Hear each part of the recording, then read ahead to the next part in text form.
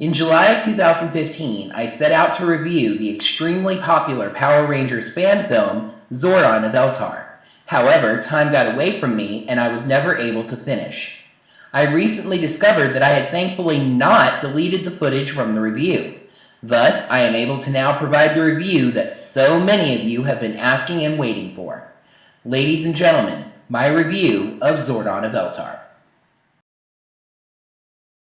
Well, hey there, Rangers! Look at this! It's another Power Rangers Dino Charge Hiatus bonus video. This is so exciting, I typed 6 exclamation points after that last sentence. A while back, I planned on doing a review of a Power Rangers fan film called Teenagers with Attitude, but the project got lost in the shuffle. I did quite enjoy it, though. Well, the creators of that project are back with a brand new fan film called Zordon of Eltar, a prequel to Teenagers with Attitude. After watching it, it demanded a review. I literally stopped what I was doing and started working on this review. So, let's jump into the story and see what ZOE has to offer. As the movie begins, Vega from Street Fighter and Gunner McWhat's-Her-Face are on a planet that still has dinosaurs on it when they find a thing. What did they find? Awkward transition number 1, we get a very nice narration about the foundations of the universe and the existence of something called grid energy. Very few are able to harness the power of this energy successfully, but it was channeled into 5 coins. Zordon now protects those coins as one of the few that understands that energy. Oh yeah, so Vega over here is Zordon. Then, an army of Green Ranger cosplayers gets ready to fight some unknown force. This is the Dragon Empire, or Dynasty, depending on who you ask, and they're led by Prince Rito. They wear skull masks, which I think is a nice touch. Saying that Lokar watches over them, they prepare to jump into the battle before a surprise grenade levels them. The attack is by the Machine Empire, who kills Rito. A young girl looks on sadly, and she has the green dragon coin. 30 years later, a computer mouse is flying through space towards the planet Edenoi. Yes, I'm serious, Edenoi. Down on the surface, a bumbling-sounding group of pirates is walking through the desert, led by Divatox, played by famed cosplayer Sony Erlin. She tells her bumbling idiot nephew Elgar to be careful with the merchandise. The computer mouse lands, and out walks Rita, Goldar, and Scorpina. They were seen briefly during TWA, but some light exposition does introduce them here. After some squabbling leads to the loss of poor gas mask pirate over here, they get down to business. Rita is paying Divatox 20 million Xanabatars, a currency mentioned during Power Rangers in Space, for 2 items, the Dragon Dagger and the functional head of one of the Machine Empire's cog soldiers. Rita uses the head of the cog to transmit a message to the Machine Empire, declaring war on them and revealing that she's slowly over time been planting a virus in their mainframe.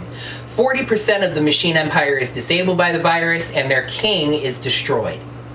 Rita's speech to the Empire is a little bit exposition heavy, but I guess there are a lot of details to get out. Besides, she's the villain. She's entitled to a little bit of monologuing, right? Meanwhile, on the planet Eltar, Zordon is working out when he's contacted by Alpha 5. Whoa, looking pretty good there, Alpha 5. Dulcia, from Mighty Morphin Power Rangers, the movie, has called a meeting of the Council.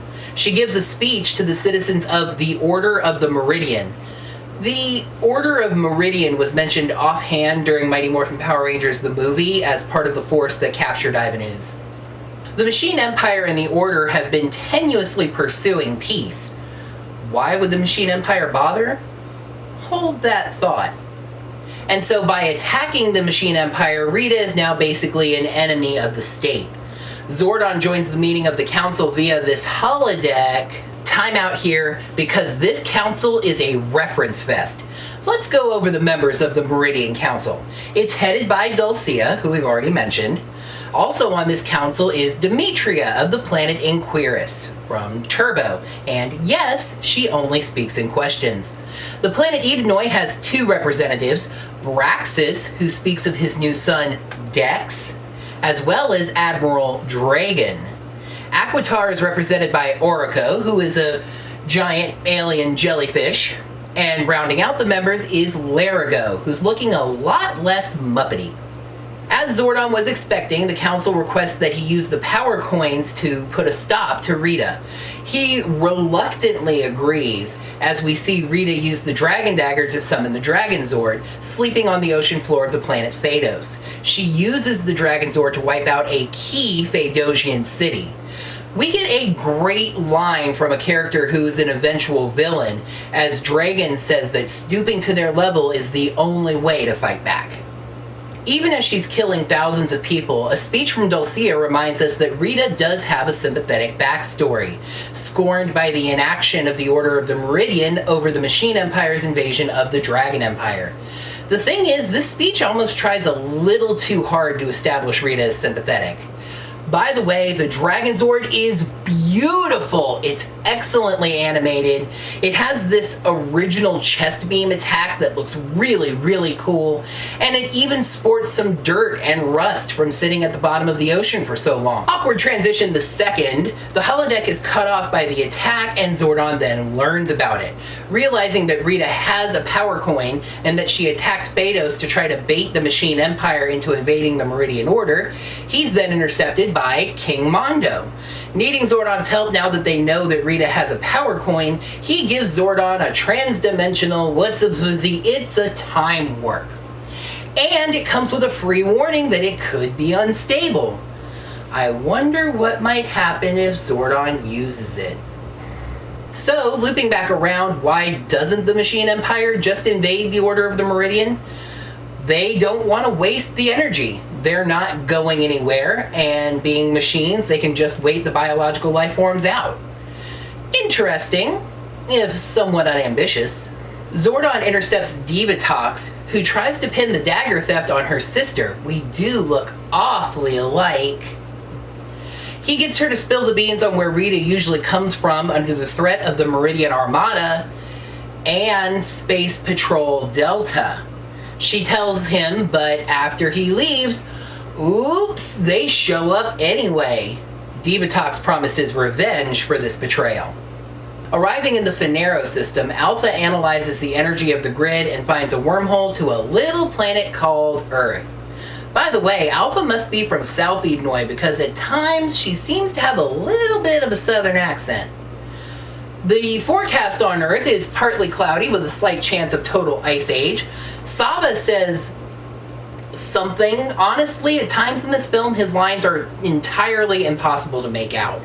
Basically, something about there's an ancient Eltarian outpost on Earth, but the Eltarians hated being so far from home, so they abandoned it. They locate Rita Tachi with the Dragon Zord on Earth. She's taken up the hobby of channeling her magic into a planet's resources, creating soldiers from the very dirt and clay. Kind of sounds like those soldiers would be made of putty.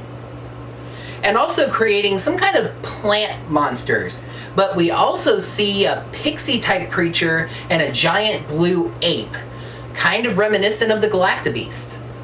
Zordon deduces that Rita probably isn't planning on moving this army, she was just practicing creating it, so she can create an army wherever she needs to. Zordon and Alpha suit up, and Alpha jumps down to the planet's surface to plant a bomb, and then gets teleported back up by Saba. Wait, so why couldn't she just teleport down? In the distraction, Zordon, kind of decked out in white tiger gear, launches his ship towards Earth. It's destroyed by the Dragon Zord, but he still makes it to the surface, fights some plant monsters, and then a giant minotaur.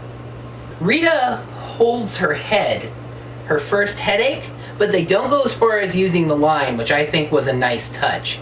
Zordon then tries to talk her out of her crusade. It's pointed out that the two of them are actually equally dangerous due to the power that they know how to use. So Rita proposes a coin flip. Heads, she'll keep her coin and continue her crusade against the Machine Empire. Tails, Zordon gets her coin, but she gets to stay on Earth and rebuild the Dragon Dynasty, calling it a win-win. Zordon agrees, and she flips the coin. It lands on... Actually, it doesn't land. The coin stops in mid-air and vanishes. Rita calls heads, which I guess means she stopped it herself and was basically saying, "Screw you, Zordon." So in turn, Zordon opens the time warp and contains the evil forces. But As expected, the warp turns on him, and somehow his essence is scattered across time and space. Alpha and Saba teleport to the ancient Altarian outpost and manage to contain his essence there. After some credits, we see Zordon talking to the teenagers with attitude from the first film. They've been the Power Rangers, though they're never actually called such, for a while now, as it's pointed out that Rita has never used the Dragon Zord against them. After the credits, we see a brother and sister walking down the street, the brother getting ready to join the military through the JROTC. This is Tommy Oliver and his sister Tam, I'm guessing Tammy, which is a cute way of splitting Tommy into two characters. They then see Rita standing far away on a building as the film dramatically cuts. Alright, that's my review of the story. Now let's see what I thought of this film, Zordon of Eltar. Zordon of Eltar. Pros: this movie is visually stunning for a fan film. It's clear that it's almost entirely green screen, but it doesn't take all that much away. And it manages to weave all of the various enemies and characters of the Zordon era, clearly originally written on the fly, into a single cohesive backstory that is so rich it gives more life to every character. They made Diva Talks relatable. They included elements from Masked Rider. Cons: as I mentioned, there are a couple of awkward, sharp transitions. The start of the movie is a bit heavy on exposition, though it's a dense story, so that may have been necessary. And while every character gives a surprisingly strong performance, there were a few individual lines here and there that seemed a bit stilted, momentarily breaking the immersion.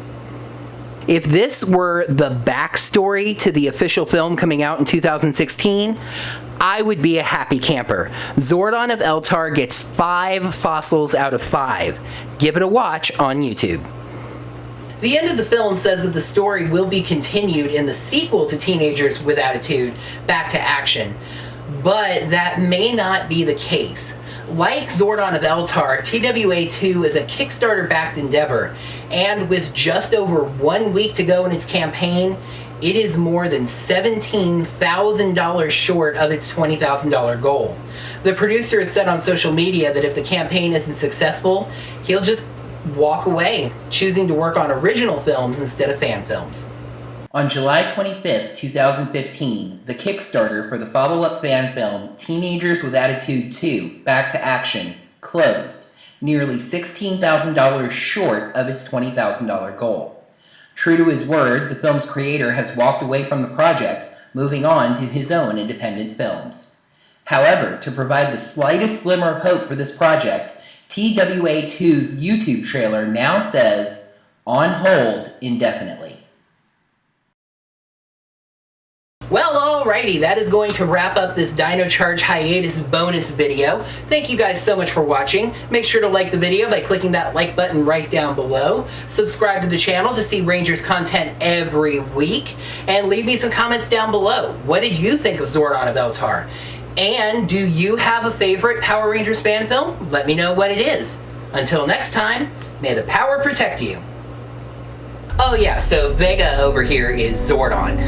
Then, yeah, they're preparing to fight this unknown force when a grenade... Let's go over the members of the Meridian Council. Damn it. He reluctantly agrees as we see Rita call sleeping on the ocean floor of the planet Phaedos. Sleeping on the ocean floor of the planet Phaedos. She uses the Dragon Zord. Scorned by the inaction of the Order over the Machine Empire's invasion of the Dragon Empire. He gets her to spill the beans on where Rita usually comes from under the threat of the... Saba says that Alpha has an accent. Arriving in the Phaneros system, Alpha